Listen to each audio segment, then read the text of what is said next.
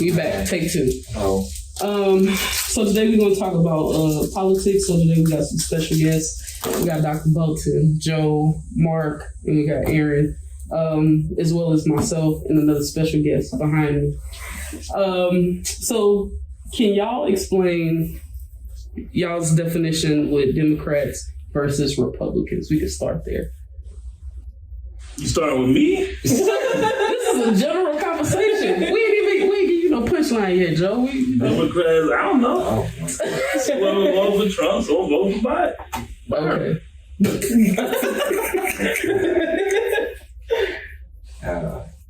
What about you, Mark? Well, whenever I think of Democrat and Republican, like most people usually think of left-leaning politics and right-leaning politics. Liberal versus Republican. Liberal versus conservative. Mm-hmm. So Democrat, is usually pretty liberal, mostly focused on the government. I wouldn't say, usually let's say like pro-government, but more like we are in a group where we talk about how the government needs to sort of step in and help with certain laws, whereas conservatives usually not really government leaning and focused more on, how like the state or local governments and opposite not so much the federal government is usually what people mean when they mean like Democrat versus Republican, or just Democrat and Republican definitions in general. If we're talking about Democrat versus Republican, that's a whole different story, which we'll get into, I'm sure. Yeah. But that's just my basic definition. So anyone else? I would look at it as more of just piggybacking off of what you said. You have your federalists versus anti-federalists. You've got the Democrats generally wanting to have institutions in a federal government, a larger federal government, where you have the conservatives wanting a smaller federal government. Though I don't think really and truly that's what they're after anymore, either side. I think they're both kind of just building a bigger government without us just really kind of going, telling us what they're doing. Okay. I think you also have to think about the time period that you're in, where people will call themselves a Republican or a Democrat, because it has changed so much since its initial inception in American politics, that it really doesn't mean the same thing across, the decades and everything, or basically centuries at this point. But I think Tracy did a really good job of describing what, and Aaron too, Mark and Aaron describing contemporary definitions of a Republican versus a Democrat. But ultimately, I agree. I think that there's, with the way that the American government is set up right now, there really isn't much of a difference. They just market themselves as different to get certain voters to support them. And by support, I'm going to do air quotes. So, how has it changed? You said they've changed over the years. How have they changed? I would say the platforms under which they run on and support. As we've had time go on, whenever we initially had Democrats versus Republicans, they're not dealing with the same issues that we're dealing with today. And that's on my very limited knowledge of American politics, specifically whenever you're talking about Democrat versus Republican.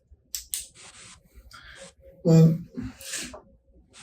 what has changed, let's say, from the time of Lincoln, who was corporation heavy, to now, where you had Nixon, who was corporation heavy, you had Reagan, who was corporation heavy, you have Trump, who is corporation heavy.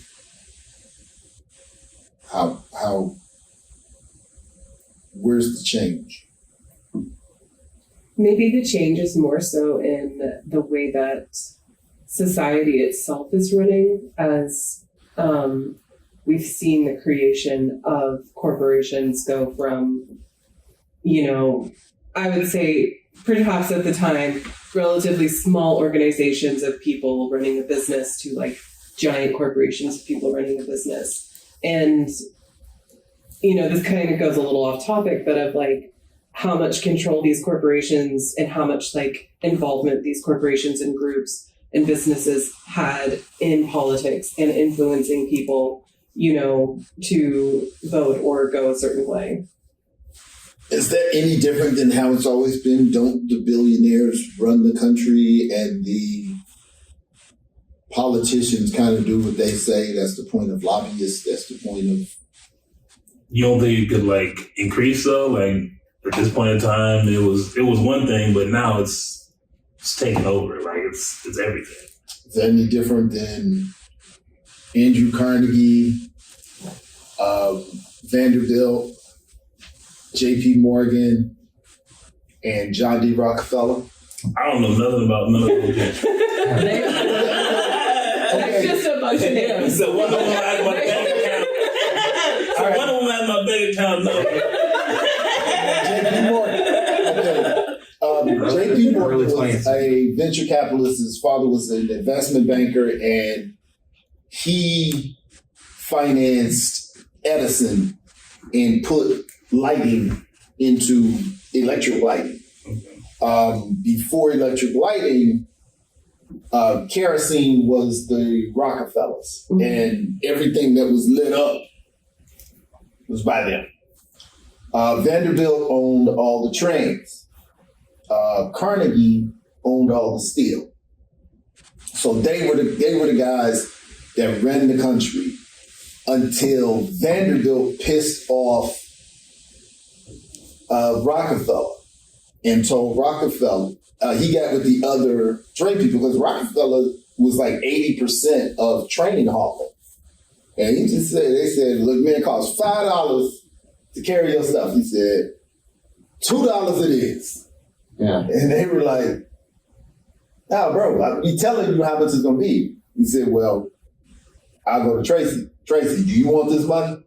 Tracy's like, yeah. So what they did was everybody got together and stonewall Rockefeller.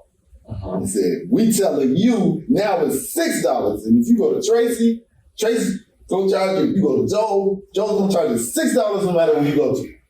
So he built a pipeline to pump his oil, his kerosene wherever he needed it. 80% of the railroad business went into the tank. Mm-hmm. And that's when the railroads failed. And guess what group of white men invested all of their bank's money into the railroads? The Freedmen's Bureau. Uh-huh. The Freedmen's Bureau was all of the black people's money in the country. Hence the name, Freedmen. Mm-hmm. And they lost all of the money in the railroads.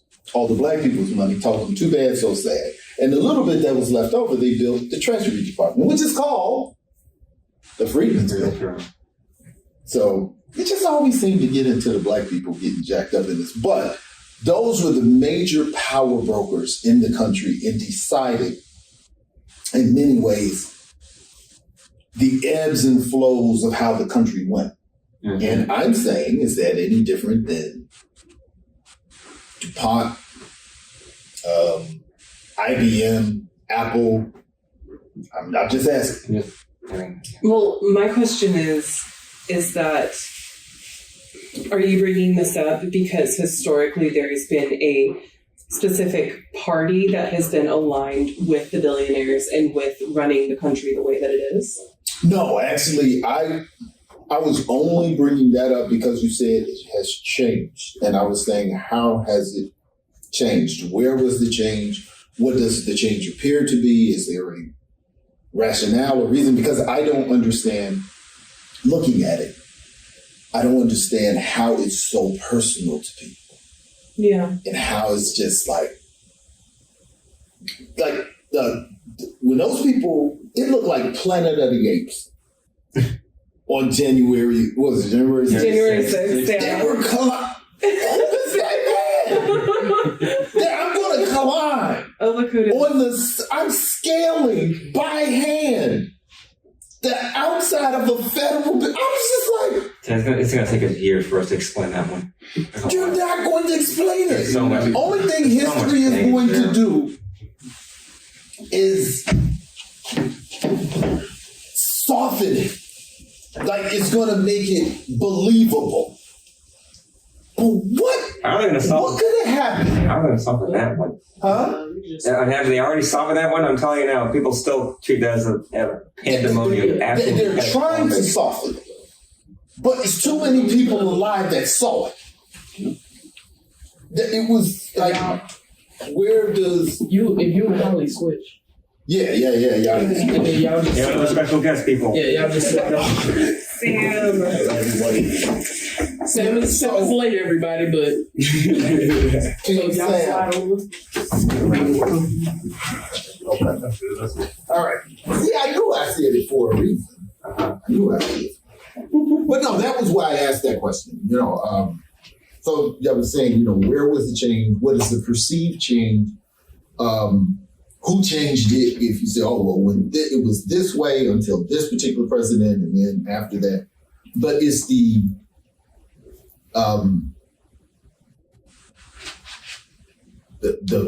visceral passion that is associated with these labels that in many ways don't seem to make any difference whatsoever.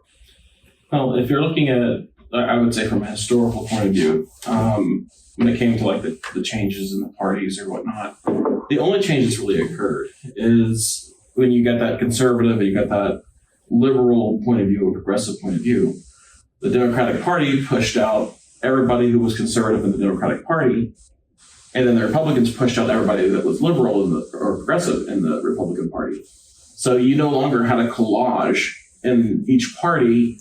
You had them basically, the change basically was conservative, liberal. Mm-hmm. These are or conservative, progressive. These are your two parties now. Mm-hmm. There was no mix in the two. There was no room for compromise anymore. And How did that's, we get there? Because it used to be that's a good question. anti-Masonic party. It used to be the Black Panther Party. A lot of people don't understand that was a political party. There were all kind of parties. You got the Green Party. Nobody talks about that. You had, well, no, y'all don't remember. Ross Perot with the Independent Party that was actually a threat in a particular. So how did it get to be? I don't know. I mean, let's look at it for let me drop a name. Rick Perry, for instance. Okay. He woke up in I think it was around 1986, and he said he was no longer welcome to the Democratic Party. So he had to walk into the Republican Party. Mm-hmm. And of course, he found much success there as a conservative base. But as a Democrat, they no longer wanted him. He was no longer welcomed, and he didn't want to leave. What was the story behind it? Why? So I don't really know like 100% of the story, but I know that that's what I've read. Mhm. Up to that point, that he was pushed out, Mhm. and so were the other conservative Democrats. Okay. Which, let's be honest, when it comes to conservative Democrats, you have to take a grain of salt there, anyways. I don't know what a conservative Democrat would be. Give me an example of why. Conservative Democrats was the powerhouse of the South especially during like the Civil War. So that's timeframe. your Joe Biden's of the world. No. We're talking about slave masters. We're talking about Joe Biden's of the world. No.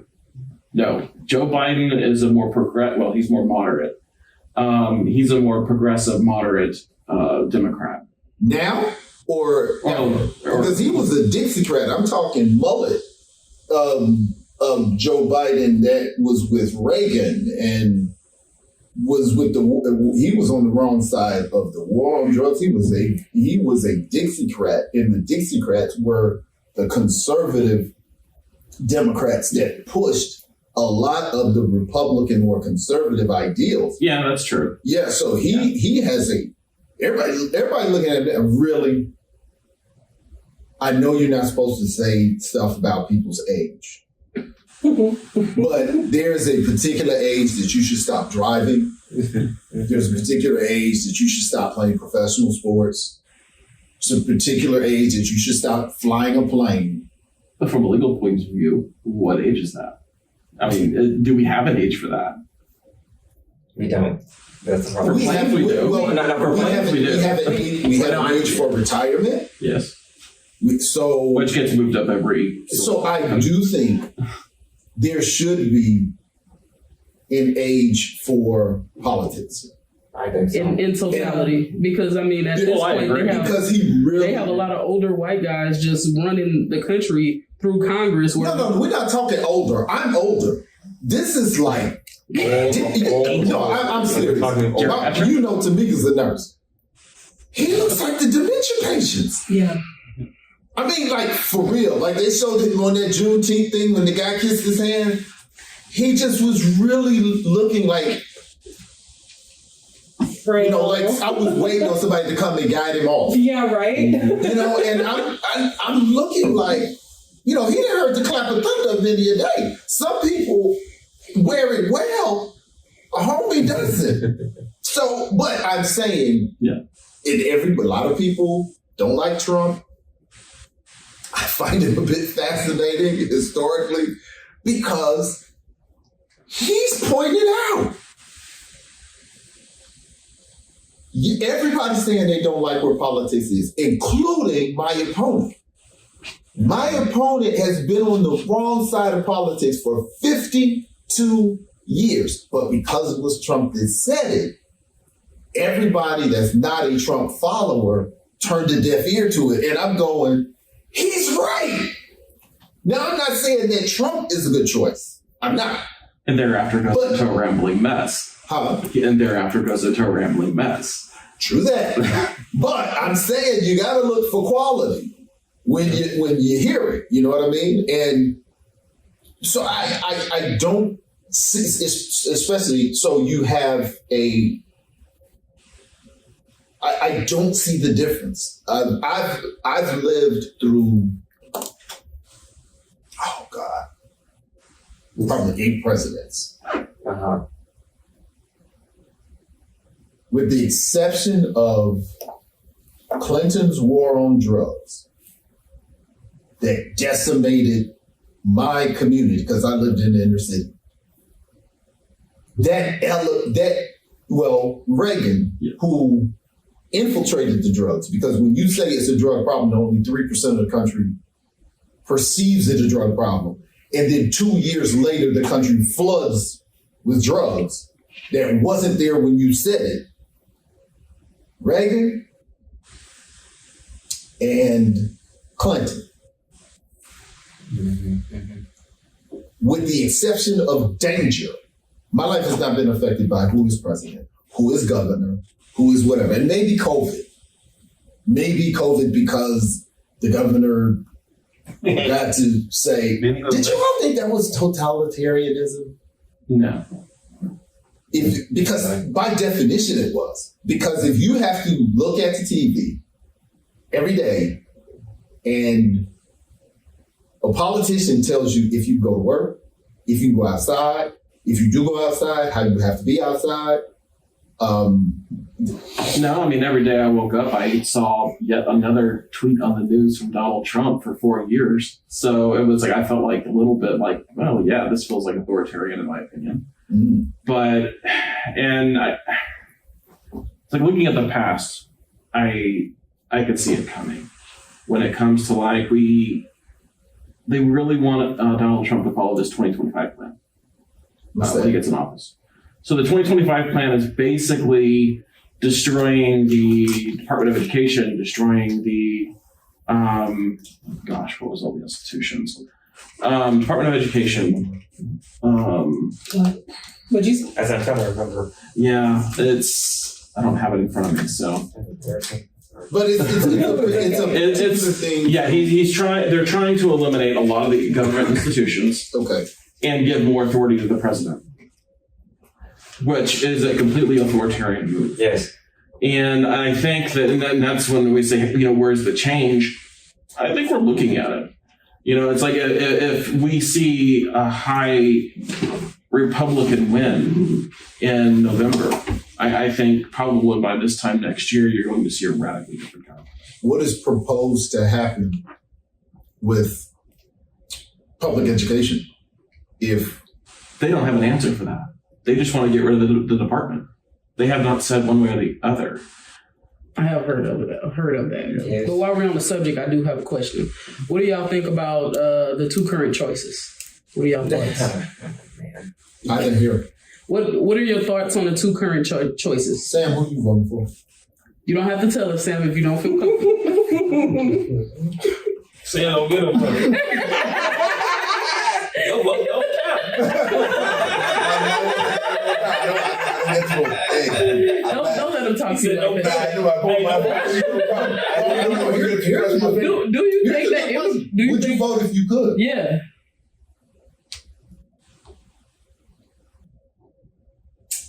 Nah. Damn. So what are y'all thoughts? That's back to my original question. What are y'all thoughts on the two current options? I know y'all have heard me say, for the first time in my adult life, I'm not participating. Because either way, we've had both. We've seen what both of y'all can do. Now, to me, it's just a sword fight in between y'all, and it's no longer about the people. So, in which that's how I feel about politics in totality now. Go. You said it's no longer about the people, which would stay at a time it was for the people. What time did you feel? Now we're making America great again. When was it for the people? Yeah, I don't know. Ain't never, to me, at this point, it ain't never really too much affect me. But when you're younger and you're just doing it because your parents say, hey, do it, you of course go into it doing it thinking that, hey, my vote really counts. Now as an adult, you're like, my vote really don't fucking count either way. So what's the point of me buying into either system? So did you think it was ever a time that your vote counted? I mean, I thought at the time when they were telling us your vote counts, prior to me really understanding politics, I probably did believe it. Now, I'm not interested. So with your knowledge now, Mm-hmm. would you say your vote ever counted? Was there ever a day that your vote meant something? Not on a presidential scale. Probably not. Maybe if it's more, maybe if it's like lower legislation, maybe.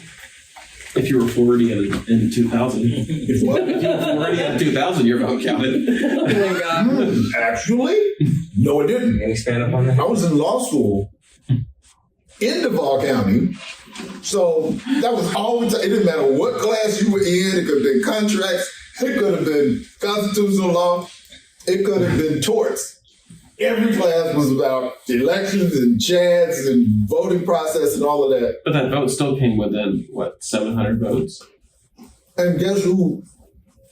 Of 50 states, my brother is the one who makes the final call. Yeah. Come on now. I don't care what my brother's running for. I got the last vote. 1, 2, 3, 4, 5, 10 for my brother. He won. Come on, there's 50 states, and the one state that messed up is my brother's state, and he got. Come on, man.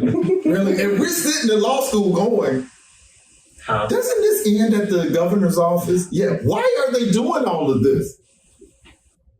And so, no, that actually showed how little your vote does matter, because they can do anything to make the outcome. Because ultimately, no matter what confusion was going on, the last stop was the governor's office. Yeah. But let's be honest, when it comes to the American people's vote, how many Republicans in the last 40 years have won by popular vote? Popular vote. By popular vote. Popular vote. Wasn't the last one, Obama maybe?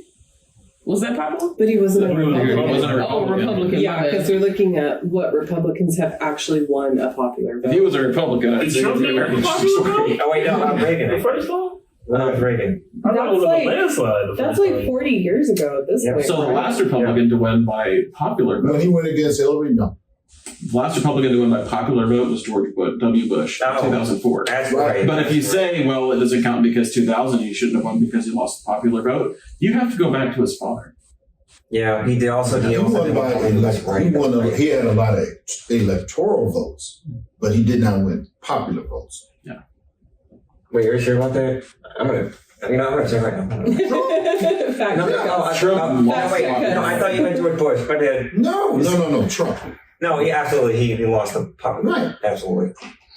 But That part always I never got that part. You know, I'm not the biggest politics guy, but the electoral college source code, Yeah. yes. I never understood that part, to be honest with you. It's typically supposed to protect smaller states, but I'm not sure it's ever protected a smaller state. Mhm. Not really.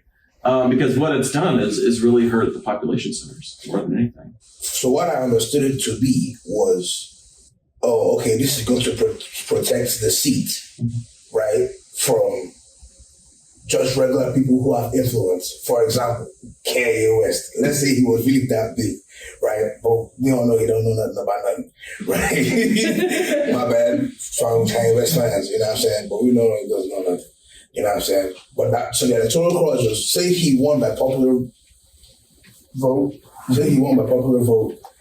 the electoral college was to protect the seats from that type of thing, from that type of person that just has massive. That's what they tell us. They told us it was supposed to protect from mob mentality, but it's never in the history of the United States protected a mob No, mentality. the Electoral College came by. It is very well articulated in history where that came from. There was many, when they started to form the country, they looked at pure democracy like Rome. They looked at all different kinds of experiments, literally and figuratively, of a negotiation. The reason why they came up with the Electoral College was because of slavery. The population of Black folks were heavy in the South, which would make the North always win because whites felt Black people were not human and they did not have the right to participate in government. So at this point, Southern leadership is saying, we can't count our population, so now we are always going to be at a deficit against the voting in the North. So they said, okay, we will not allow these people to vote, but we will award electoral points per population. Mm-hmm. We cannot give them, we can't count them as a person. So that is where the 3/5 rule came in. Yeah. So the more people you had in your area, the more points you got for your vote, for your electoral votes. Mm-hmm. So that is why that system came about. Now, the biggest question is, once we didn't have slavery anymore, why do we still use the Electoral College? Because it's tradition. I don't know. Oh, you don't know? Okay, thank you. I don't know. I don't. All I know is history. I don't have any inside government information. But that is why the Electoral College originated. And it is documented, easy to find, and is not necessarily challengeable. Mm-hmm. Sure. Okay. And I do know that any electorate who votes against his public's or his state's decision will generally lose their livelihood. Really, if I recall correctly, they can go to jail for something like that for voting against what their state said. They've passed laws, and then in this last election. And it's interesting because it varies state by state. Because in this last election, you had fake electorates that they were trying to stuff ballots with, basically. I don't know what controversy that was. Still is. It's still going to the courts, I believe. I think it'll be very interesting to see where that lands legally in the end. Yep. But we don't know where. I mean, it's like we're in a situation where what's truth and what's not Yeah. at this point.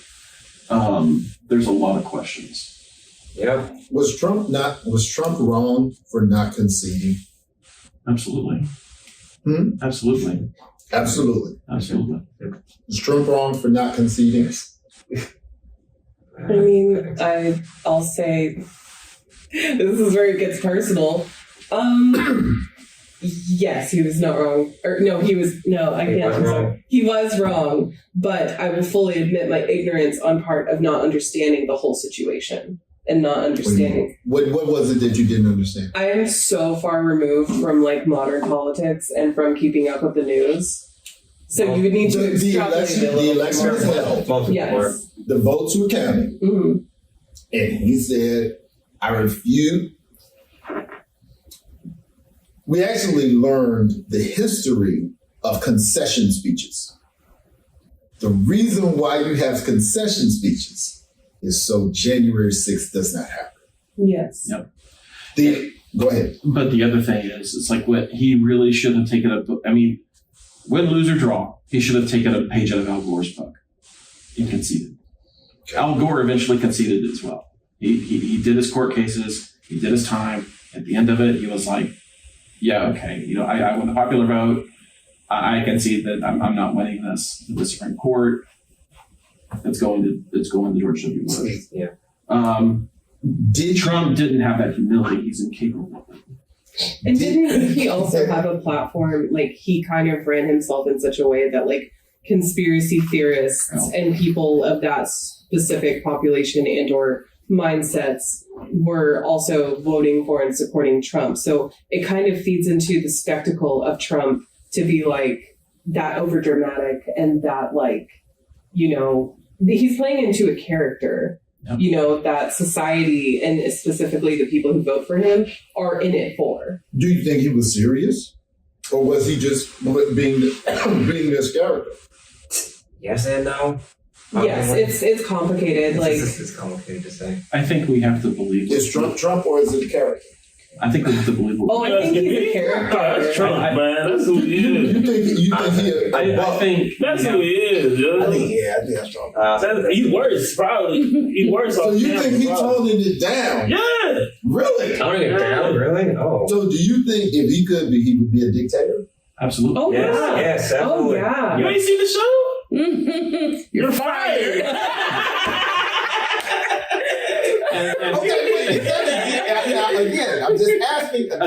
Is that a dictator? Is that a corporate? He's taking pleasure in the beheading of your job. No, Trump is proven Guillotining your job. Trump is proven that he wants control. Yeah. Like, even if it meant playing to his Doesn't the character. president control? No. No. He governs. It is straight He governs Hell no. with two other branches of power. Okay, but I'm saying within the executive, Within the executive, yes. I'm just saying. So, is to me the way it comes off is Congress basically who really runs shit, and how I figured it out was when they were actually trying to pass things that matter. Mhm. Congress was like, "Fuck no, get that shit out of here," and I'm like, "Oh, y'all motherfuckers really got the power. He's just a puppet." That's really what it is. You probably need a good $10 trillion to make Congress move. Ain't no lie. Well, I think this goes into something that's really interesting that Rian brought up a while ago. Was you were talking about the age limits and term limits, or more so age limits, because you were talking about how a lot of these people are old white men, but that's not the majority of the population of America. So they are not actually representing the full scope of diversity that is in America today. And they're dying in those seats. So it's like they making sure we gonna keep the power. And even if I do, it's like what they call it gatekeeping. Mhm. I'm gonna make sure I put another either I'm lost. Who's going to keep the power? Congress. Congress is saying that Congress is going to. Yeah, because they're dying in those positions. It's not like, hey, at this school, I can retire. Okay. And I may be forced to retire. There is no retirement. I guess they love their jobs. Most of those people are millionaires. They love their job so much, they're dying in those positions. So there's no way that I'm going to let Dr. Bolton get that position. You get what I'm saying? So I'll hold it out for my son or whoever the case may be who has the same political agenda as me. So it's like, So is Congress legit, or is Congress controlled by lobbyists and money? Oh, lobbyists for Lobbyists. sure. Lobbyists, Same. but also until they put term limits on it by particular people. This is why people. Because- Because it's like because it's not just about money; it's about power. This is They're not the same thing. And when you hold that position, you hold some type of power. But you're going to take that side money as much as you can, and when you can, even though it's illegal. Isn't power the issue after money is no longer an issue? after my. Yes. Sure. Because the fact we're functioning under a Eurocentric value system where value is external as opposed to internal.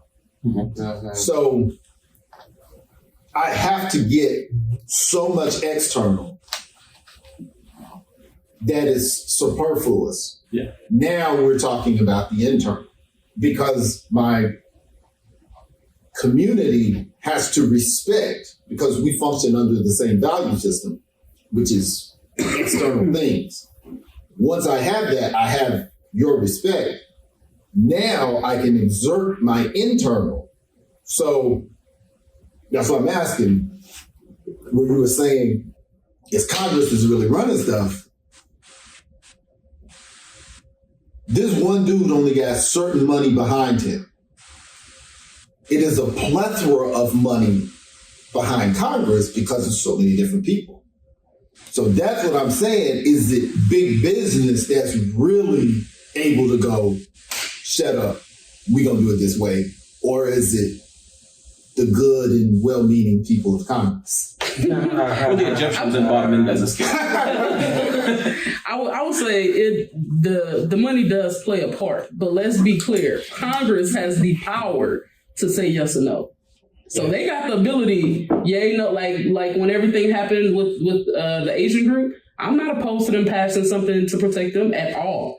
Have at it. But when things were happening to Black Americans where we were getting shot down in the streets and, just pass something to protect us, it's quiet.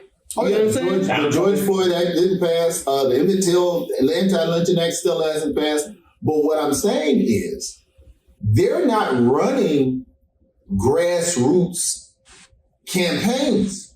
They're running $1 million campaigns too. 'Cause it was So I'm saying, aren't they just the representatives of big money, just like the president? I'm asking.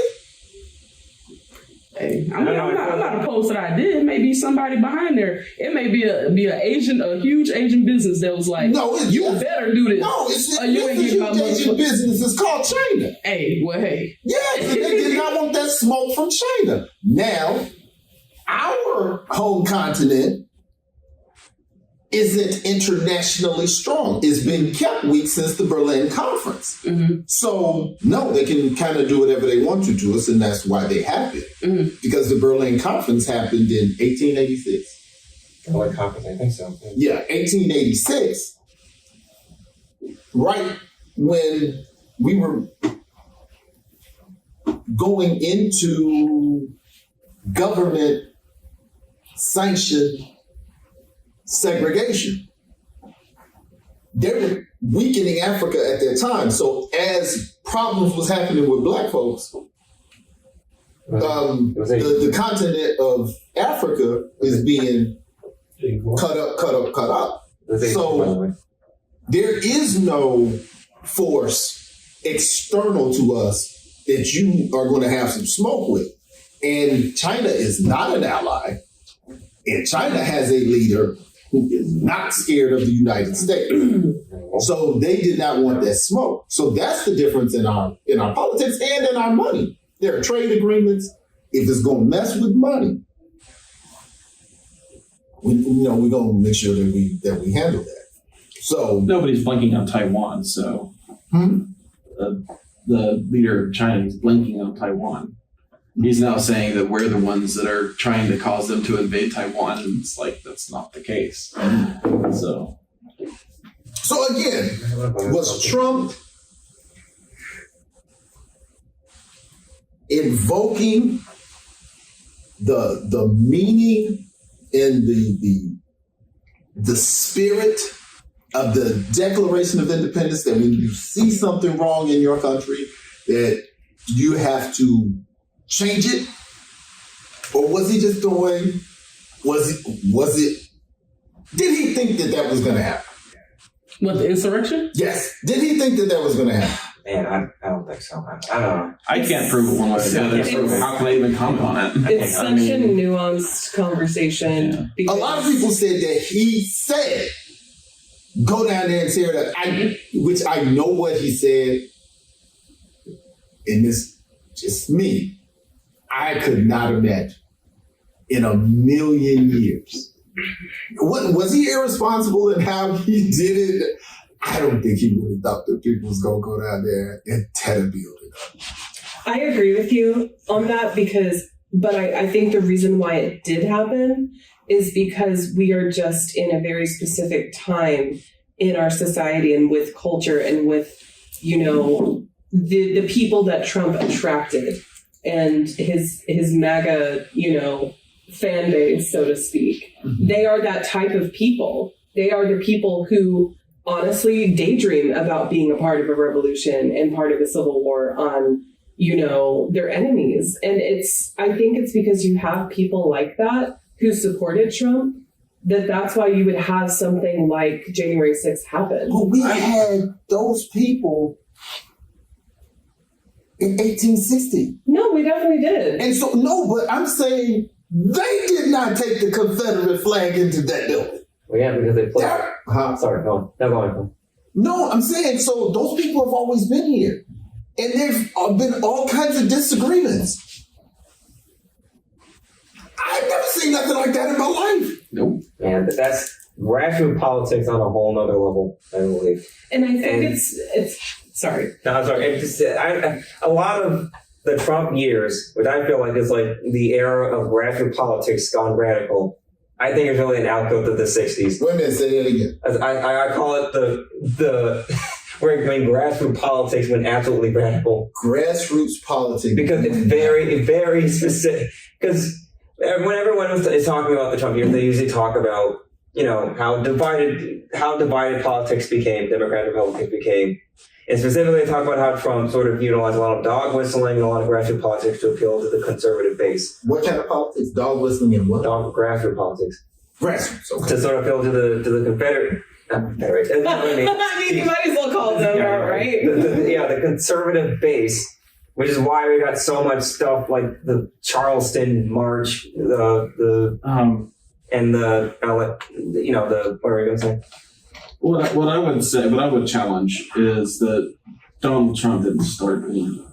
No, I don't think Donald Trump was a symptom of the cause. No, I don't think he started it, but a lot of what happened during that time was definitely an outgrowth of we what would have happened had Donald before. Trump if we did not have a black president. Wait, say that again? It's possible. Would we have had Donald Trump if we did not have a black president? It's possible. Well, the way that I always look at, not always, but when I was younger, when I would be looking in my history books and I would be looking at like the list of presidents through the years, and you can kind of see a pattern in how, You think? yes, you can see a pattern in like you have a couple of years of Democrat, and then the next candidate, the next president will be a Republican, and then you have a couple of years of Republican, and then you swing back. So it's this constant pendulum that's swinging back and forth. And Oh, I thought you were talking about in its diversity. Facial hair or no facial hair. Which white men? it's all well. There was no women. There was no other ethnicities whatsoever. There until Obama. I mean, and then it was this huge swing back to almost birth of a nation. Let me ask y'all this: who was Trump before Trump? The business. That's right. The business guy. No. Before Donald Trump, Oh, who politically represented that crowd? Reagan. Reagan. No, there was another. George W. Bush. It was far more radical than Reagan. No? I'm interested. Okay, so Newt Gingrich. No. Yeah. That dude was. Explain. Newt Gingrich didn't change the country. He doesn't have that cult of personality. Reagan No, but he changed the Reagan- way it functioned. changed the And then- fabric of the economic system. He elevated slavery again. And from He but, took 2 generations of people, poor people, disproportionately black people, and made the prison industrial complex for 40 years, the entire economic system had changed. Newt talked some stuff, and he was the Speaker of the House, but changing the fabric of this country, that's Reagan. no, I don't think so. I think Reagan did that, yes. But then you had Newt doubling down. And then after Newt, you had Karl Rove, who altered politics forever. I'm saying, what did Newt do? What did 100 years from now? Because Newt's gone, and he God bless him. But when we look back, what are the anthropologists going to find that Newt did? Nothing. Yeah, that's true. Reagan, prisons, economic structure. Yeah, trickle down economic. I mean, yeah, education, Reagan was the guy. the military, especially. Well, and he appealed to the cultural, In that blind following of Trump, that Reagan, that God-like following, Newt didn't have that. Newt was, that's our guy. Although most people hated Newt, so Well, no, he was very popular. He was a Speaker of the House. He was elected official. He had a lifetime of, lifetime career as a politician. yeah, but that man was never going to be president. well, I think True that, but there's tiers of things that Right, it's levels affect to this. this. Yeah, because like you have a cult of personality with someone like Ronald Reagan and Trump, but then you have someone who's working behind the scenes like Newt Gingrich, who's putting in policies and Right. kind of setting the scene. Yeah, he's going to be in the change history book, that. but he ain't going to have his own chapter. Yes, I honestly yes. think, though, he could have been Trump. I honestly think He probably would have been if he Trump. could have had the same, if the people were already the same whipped up mentality that they were in 2016. I think he was I think trying. He was trying to whip them up. He just wasn't that dude. Reagan wasn't trying to whip them up. He was just that dude. Everybody was like, when I was alive when he was president, and people weren't like that about him. At least I couldn't tell.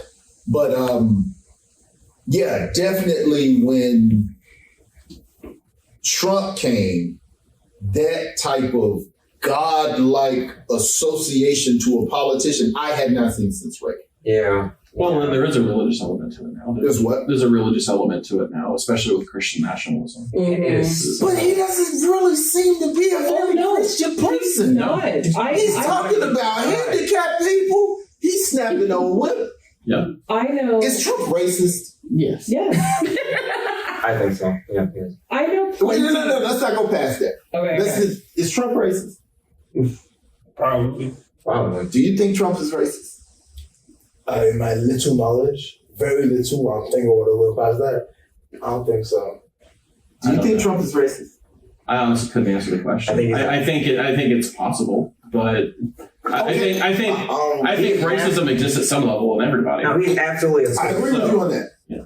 But there are people He's absolutely that are saying, you can't be a billionaire in this country, educated in this country, a beneficiary of the systems of this country and not have bias. Okay, so we're not talking about the bias that's in all of us as Americans. We're not talking about that. It's people that have this man as just the essence of evil. And my question is, this man has been, again, I've lived a long time. All of my life, up until the time he ran for president, I really think he only did it to pump his show up. When you heard the word Trump, you thought money. Uh-huh. and I'm talking decades, Bankruptcy. 40 years. Bankruptcy.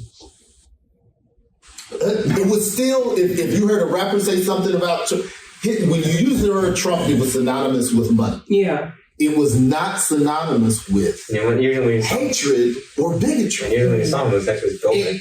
When he did, as famous as he was, and as many people as he worked with, and he had a hit show on TV right before that never came out.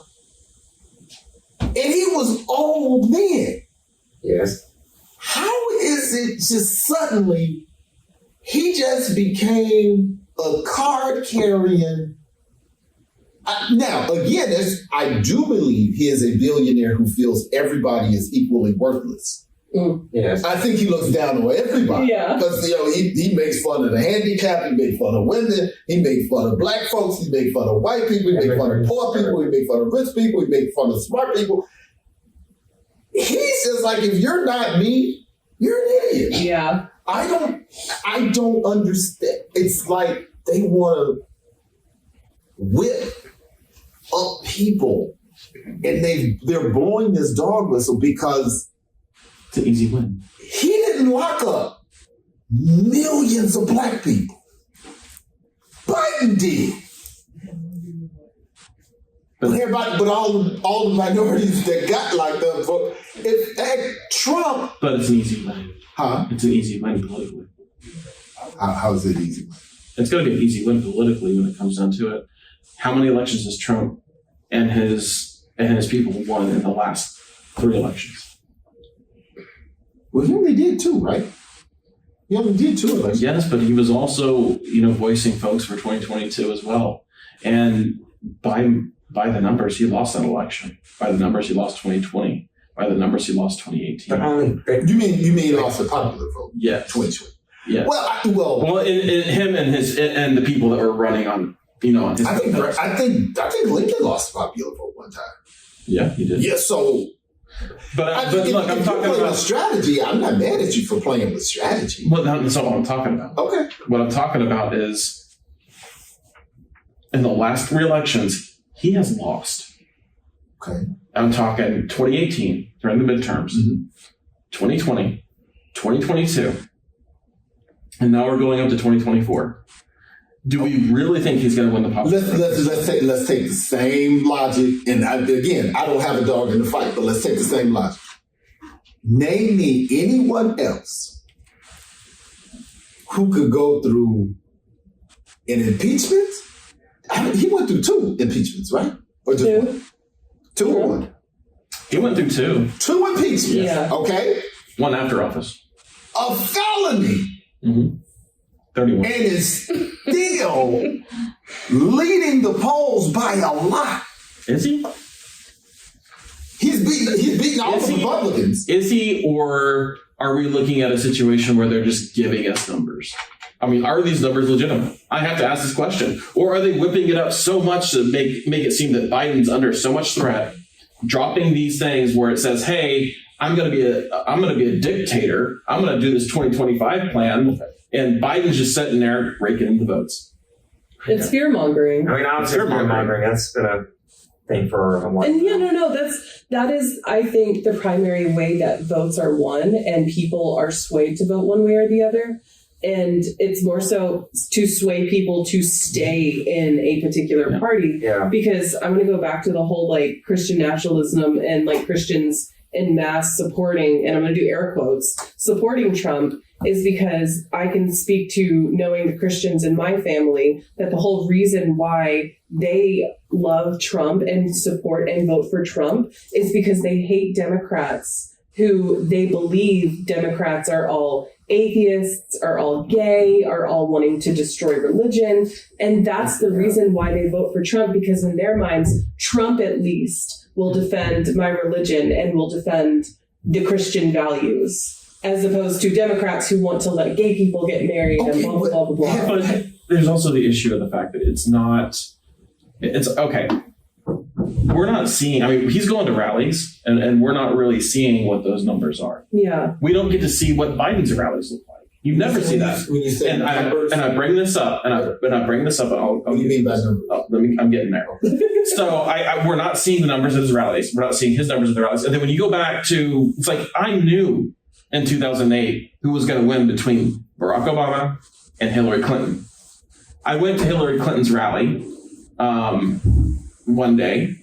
Only 900 people showed up. Of course, she couldn't stay because they hit that police officer in the barricade and they had to leave. But only 900 people showed up. Barack Obama came to town the next day. I couldn't make that one because I had to work. 20,000 people showed up. Gee, who's the president? And how many showing up for McCain? It wasn't 20,000. So let's look at it that way. Who's showing up for Biden's right now?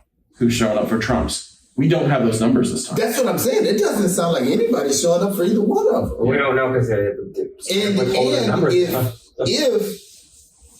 it comes down to, if it's not people, because you would have to believe that this system is by the people and for the people to matter. Yep. I don't feel it was ever by the people. Oh. I don't feel it was ever for the people. Hence, it never mattered. This country is always formed as a secret oligarchy. When this country was first created, who could vote? White land-owning white. Yeah. Land-owning white men. And how many were there in those? Like a handful. Which is my point about it doesn't matter who's coming to these things. Because I don't know if that did matter. Because that's why I was saying what numbers. Because sometimes they say it's the Nielsen ratings. Actually, I think the numbers do matter. Because I think voting matters. And here's why. Because when you have people voting in bulk, I don't think it can be ignored. Florida came within a few hundred votes in 2000. If it had been like within 25,000 votes, there would have been no wishy-washy mumbo jumbo stuff going on in Florida. There just wouldn't have been. Well, again, voting would matter. It depends on who you're talking about. If you're 12% of the population, voting doesn't do anything for you at all. Because democracy is majority rules. Yep. At best, you have to hope that what the majority needs align with what your particular group needs. So it's set up for it not to mean anything to most people except for poor white people. Why? Because there's more poor white people here than anybody. But we know that 1% of the population owns 90% of the country's wealth, so it's really not for the poor white people. That's true. So why are we acting like there is any value in this system when the access to wealth is not there? The 1% has it, but we've been given this information that you matter, and you don't even have more than 10% of the wealth. But when in history has wealth ever been given to, a middle class? The only other time in history that I know a good middle class in the last 2,000 years was the Dutch. Oh, no, because you had the Western expansion. And that required wealth to come to the middle class because they were trying to drop down the tax rate from 90% of the rich, which is why they built the white middle class, where they gave them all the land and everything. And then when that whole penal slavery, chattel slavery deal did the first 50 years of that, white folks did real good. So it was a huge middle class that came about. The problem was the top keeps sucking it up and then it drops. And then they spread out the middle class and the top sucks it up and it drops. Okay. So we've had several strong middle classes over the history of the country, but we've had panics ever since the early 1800s. I think the first one was 1813. And then there was another one in the 1840s, and there was another one in the 1850s, and then we had the Civil War, and everything was good, and then we had In the 90s. economic problems after that. 90s. So it's not that it's greed. It's greed, but again, I find, here's a quick question. Is history going to look fondly on Trump? Let's see. We're now 8 years from his election, 4 years. I think hands down he's gonna win this time. But I don't think so. I mean, it's uncharted territory right now. I'm not sure. What is the most famous history quote? Is history is written by the victors, right? You know. but think about it. Andrew Jackson was an idiot. Ulysses S. Grant. Brother was horrible. Yeah. He would fist fight people. And And then he wasn't. Yeah, he was like, what? Oh, let's do it. Teddy Roosevelt was racist. But only Andrew Jackson could send the army to South Carolina and threaten to hang their legislator. But that's what I'm saying. Andrew Jackson is remembered fondly, and he was The hell he is. for all intents and purposes. He's on the money. We only got a few bills, We've been trying to get him off that money for years over his genocidal acts. Still haven't, and that's the problem. and that's my point. That's my point. They had only what we stopped making the $1,000 bill. Y'all know we used to have a $1,000 bill. Mm-mm. They Yes, stopped making that. And it's really only 5 bills. And he got one of them. So that's what I'm saying. Yeah. And people, were voting when for him you get 100 years. away from the damage they did, people like interesting history. That's true. And you'll have to look at Andrew Jackson as an example, just, I guess, to Trump, because even after 100 years after the man was dead, people were still voting for him and writing him in. wow. So I'm saying I think people are because once you're so far removed from the hurt, it sounds interesting. Yeah. I think history is going. I think he'll probably be more remembered than the Bushes. I'm wondering. No, yeah, I agree with that. How are they going to talk about it in the history books, though? Huh? I think the thing is that we're still too close to the influence that the cult of Trump has on modern society.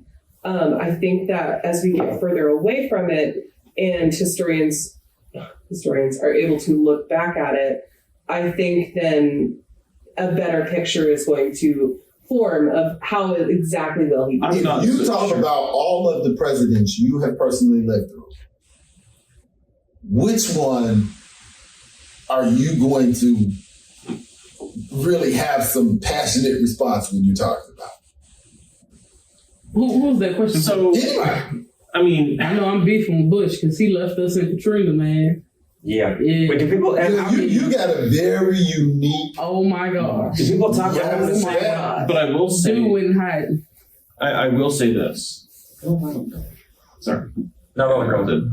Come on. No, No. that is a very Yeah, that's a good unique point. circumstance that literally the president response. He didn't Was respond. personal. Yeah, he didn't That's what I'm respond. saying. I was like, dude, my family was on the fucking we was on the fucking roof. Like dead, like we was about to drown. If my grandmother didn't have a 2-story house, we would have died. Yeah. We would have died. Hands down. Because, and that is very closely related to the president's response. So when I say, touche, as far as him, it's fuck him and his family, personally. I mean, no one really talks about it in the same you're along with me saying that Trump is going to be remembered better than the Bushes. I don't think so. I think in terms of George H.W. Bush, I think he's the architect of the last half of the 20th century. Have you ever gone to his presidential library down at College Station? Yeah. Take a walk through it sometime. It's really interesting. I mean, just with the way he was in the oil industry, NSA, CIA. I mean, the saying only Nixon could go to China, who orchestrated that? That was George H.W. Bush. He orchestrated the geopolitics of the 20th century going into the 21st century. I think that he's much bigger. Maybe the only one that might be as underrated as him is Carter. Oh, I think well, utilizing this new form of social media, I don't know about anybody can outdo Trump. Mhm. Just for Trump being I what agree. Trump is. See, that's the- And I don't even Social personally media like is him. totally different because I don't even like him. all of this cool stuff that the previous presidents may have done, nobody knows. Everything Trump did, sin. Yeah. Everybody knows. Yeah, Like, even- like, I never knew that. I just thought he carried out Reagan. I thought he basically rode Reagan's coattail. No, historically, he's a powerhouse. I mean, It was. you know, his use of social media is very important too, because Obama is always attributed to being, you know, the first president to be president in the social media age. But, you know, when he was president in 2008, you know, the social media age was still early. It was still in its somewhat incubation period. You know, Twitter, you know, wouldn't be a thing yet when he was president. I would eventually use it more often. I would say Obama was the first guy to use it. Yeah. I think Trump took it to another. Yeah, that's what Yeah. I'm getting to, because Obama used social media, but he did not use it on the same level as Trump did. Like, Obama used it to make, you know, certain announcements. Sometimes he would post his playlist. This would still thing.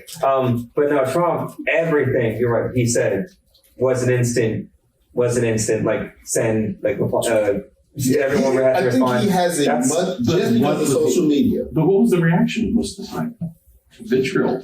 Everybody went into a No, uproar. no, I mean, media it was played either into love it. No, I love Community it. Or played it into was it. hate, but it was polarizing. And See, that, honestly, and I could be wrong with this, but as a historian, there are more. Well, no, it's not a historian. This is a person who can count. This dude almost won. He had it is 48 million Trumps in this country that we know of. I would say, and I find this really interesting.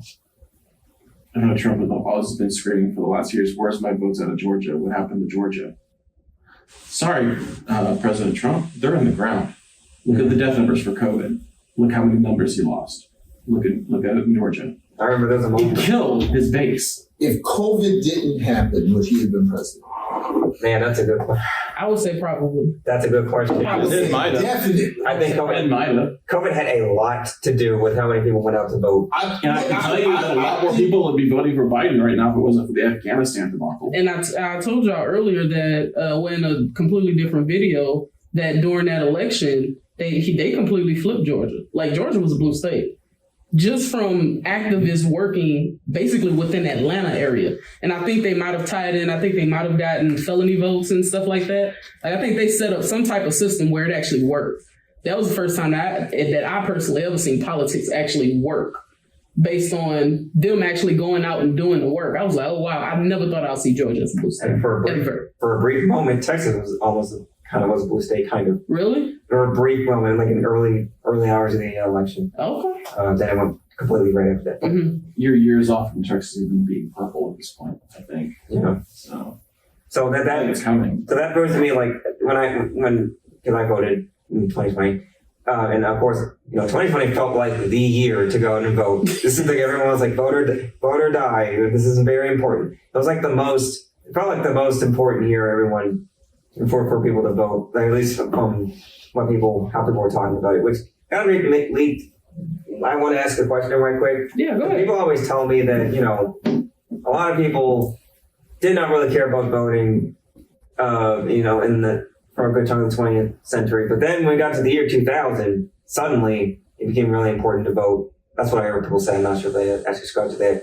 And I just want to know, like, is for those of you who remember, was that true? Like, were more people interested in voting in like the year 2000 and then onward compared to before? Or am I just completely wrong? That's just because of Karl Rove and his politics and the way he pushed the constant 24/7 pandering, the constant 24/7 politicking when it came to, what's the word I'm looking for? Running. They're constantly running for president. Even after George Bush won, they were still constantly running for 2004. It never stopped. And that version of politics has never stopped. It's kept going through every president. We're always in an election cycle now. Yep. And I don't see it stopping anytime soon.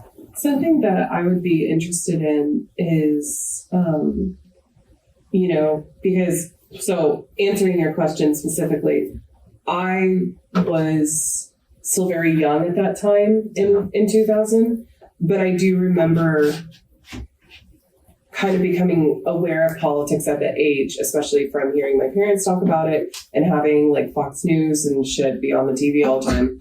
And I know.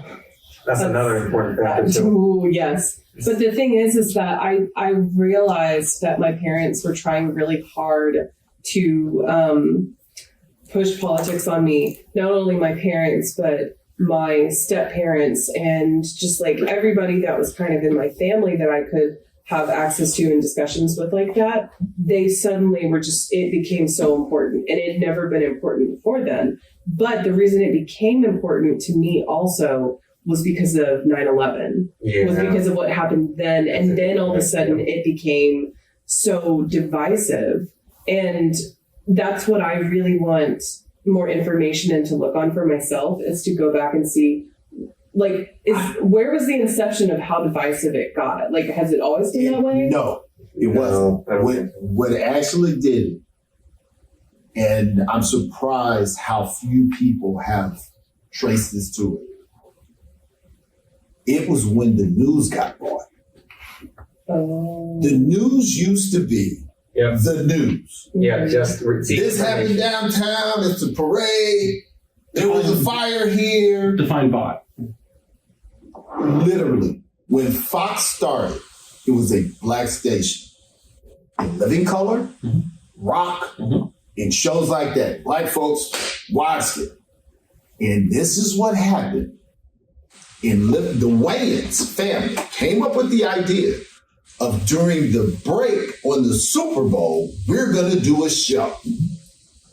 Fox's ratings went up so high that NFL said, we're going to start doing a halftime show. That's where the halftime show came from. Okay. And because of that conversation, a deal got made with the NFL, and they dropped the black folks that got them the NFL. You don't see no black shows on there. You ever listen to Fox News? Oh, yeah. The person that owned it changed it to the political alignment of the wealthy people that came with the NFL. And then it became this "we hate black folks" channel. And then, of course, somebody else is going, well, if everybody's paying all of that money for their base, let me pay. They buy CNN. So now we have no real news because it is literally owned. And what's the new? Is it Tubi? The new channel that they're doing now? Tubi, yeah. The same guy that owns Tubi is the guy who started Fox. And watch, Tubi is going to end up big. Right now they got all of, black folks can get a deal to do this, and they're showing all these movies and all of this. Watch black folks not be welcome on that in 10 years. I'm just saying, it is a model. This person moves like that. But that is when that occurred, when news changed. It was literally owned by particular groups of people, and the news wasn't news. Like, you can punch me in the face, turn on CNN, and they're going to say, Darnell attacked him and he threw his hand up and it hit him. And then you turn to Fox and they say, he just attacked Darnell out of nowhere. It's like, okay, wow, is that so? So that is something as simple. But what was media called? The fourth estate or the fourth? Because you're supposed to, the branch. Yeah, it was supposed to be, you have your executive, you have your judicial, legislative. I would challenge that Ted Turner started that change. So what now? Ted Turner, when he invented CNN, I would say that he started that change. Okay. When it came to the 24-hour news cycle and trying to make it entertainment, getting people to watch it. But it was still regular news, though. Yes, it was. Yeah, but but there was still a bias to it. It may have been. It may have been because it wasn't as noticeable as Fox's move, and maybe they elevated their game to ridiculousness when Fox did it. But Fox was like, it was so noticeable because that was the channel all the black folks was watching, because it started off with all these black shows, and then it was like, we don't like black folks. It's like, whoa, hold it, what happened? And then you start noticing these two changes in the news. So that may very well be the case. But watch Tubi. Watch it. So I got a question. What role do you think media plays in politics? Oh, at major this point? role. Oh, major role, especially in the past 60 years. Careers like now. so, you know, the news media has changed so much since the 60s when, you know, before you only had 3 major channels. ABC, NBC, CBS, you know, just standard channels that were used just to deliver news, you know, for the citizens. Like, what's going on in the world? Okay, and it was just, that's it. It wasn't anything more, nothing less. That's all we're going to do. Then by the 60s, like early 70s, we started seeing, you know, more executives in the channel sort of like trying to make it more appealing to like much wider audiences. So we started adding, you know, more content, like more shows and stuff to see like how well that would do. And then suddenly we started seeing like this sort of mindset in like the news industry where it became more about like, not just about delivering news, but also just about increasing viewership. So we started seeing these channels and having more shows into their channels. And then eventually we started seeing like other companies sort of buying out these other companies. So like Capital City, like 85 when it purchased ABC, that was like the first time we ever saw a major buyout of a network before. And then suddenly we started seeing that a lot more and more by the 80s and 90s. And eventually like those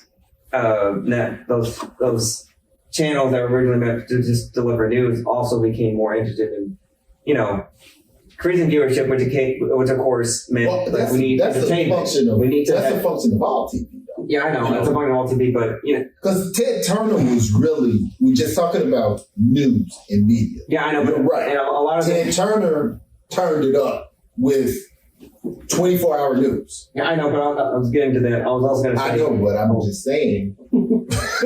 We got 5 minutes left because we got to be done at 10:30. Okay. So, but I feel you. But all of that is a function of media. All of that is a function of television, Nielsen ratings, all of that. What we were saying, how this relates to politics, is meaning where it started to sour. Its growth and its adoptions and its strategies, yeah. But when did it become visceral? I couldn't tell you And that. it was at that point, at the turn of the century, when people owned the news. And people have always owned the news, but it's like it was partified. It was clearly, like, we're not even reporting the same event the same way. No, but yeah, is that January 6th was reported. so many different ways? No, 2 different ways. Yeah. It was 2 different ways. You turned to this. On the January 6th, it was reported one way. Sure. On January 7th, I agree. it went to 2 ways. Because nobody can believe it. Right. Yeah. Touche. I stand corrected. I just want to make sure you guys know that. That's true. We're coming up on, we got like 2 minutes. The only thing I have to say about its part in politics is they are mouthpieces for their political parties. I think so. And they're agenda based. I mean, that's basically all it is. I really would like to find, those people don't talk to me. I would really like to really find, and I don't care if they're these blind Democrats. Like, I don't understand how you can tell me your position on something before you heard the issue. I'm conservative on some things.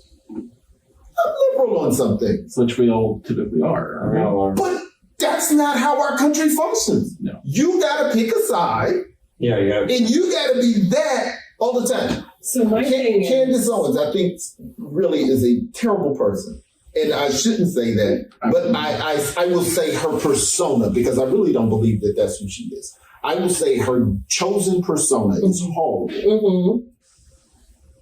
How can you always be, which the one time she wasn't, which now we know how you can always be on the same side. Because when she said, oh, well, I'm always saying the right thing, I'm saying what you want me to say about black folks.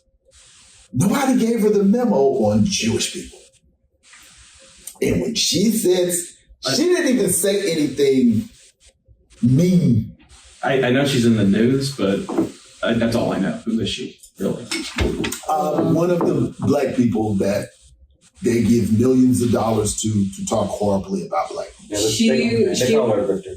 Yeah, she's part of that whole business of grifting specifically for conservative politics with like Ben Shapiro. I can't think of other names, but like it's the Daily Wire. Yeah. And so there's one thing I do want to say, and it kind of wraps this whole conversation up, is that the issue is because labels have become such an important part of people using labels to identify their identities and to try and like broadcast who they are to the world. Because in some ways, I think a lot of people find it easier to just say, I am this.